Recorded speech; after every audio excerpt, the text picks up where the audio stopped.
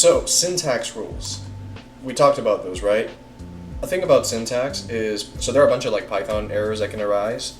As the card says right here, they usually fall into three categories: improper syntax, prohibited operations, and references to undefined variables. What the heck is that?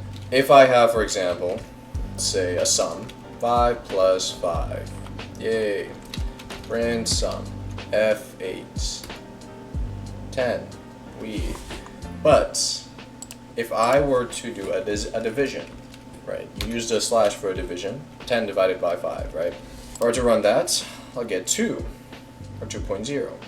We'll talk about that later. But that's great and all. But what happens if I do 10 divided by 0? Division by 0. Turns out that in mathematics, you cannot divide by 0. Now, I'll talk about that later in our math series, but that's just something you cannot do in mathematics. And Python detects that. So it's going to throw a 0 division error. This is what we call, right here, this is category 2, prohibited operations. Now, we already talked about improper syntax. Remember we were talking about, naming variables and stuff like that. So as long as, if you like violate any of these syntax rules, then you improper syntax error. If you were to divide by 0, for example, you're going to run into a prohibited operation error.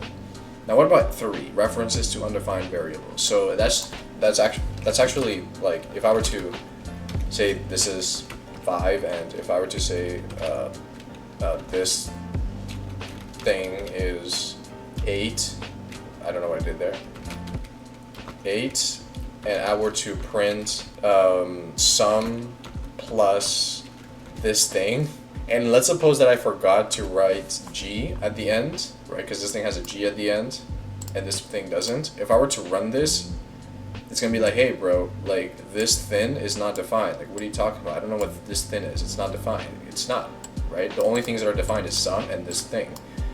And if you look closely, we forgot the G. So if I were to just put in the G right there, yay, 5 plus 8 is 13. So that's just another error that you gotta like watch out for. Those are just common errors when it comes to working with variables and just working with Python in general and programming in general. So that's all I want you guys to take home with you. Please practice it. Go out to ChatGPT. As you can see, here are some really practical, you could use ChatGPT to generate some practical examples to really understand variables. This is actually really good examples. We're going to be talking about doing math in Python and working with like floats and integers. This right here is a float. This is an integer. We're going to be talking about that later.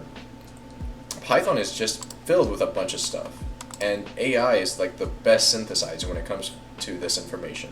So just play around with it. Like I said in my previous video, use this prompt.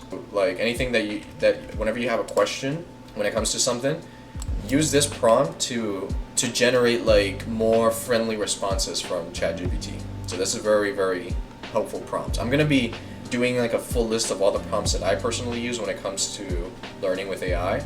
For now, just use that. But yeah, I hope you enjoy this short tutorial.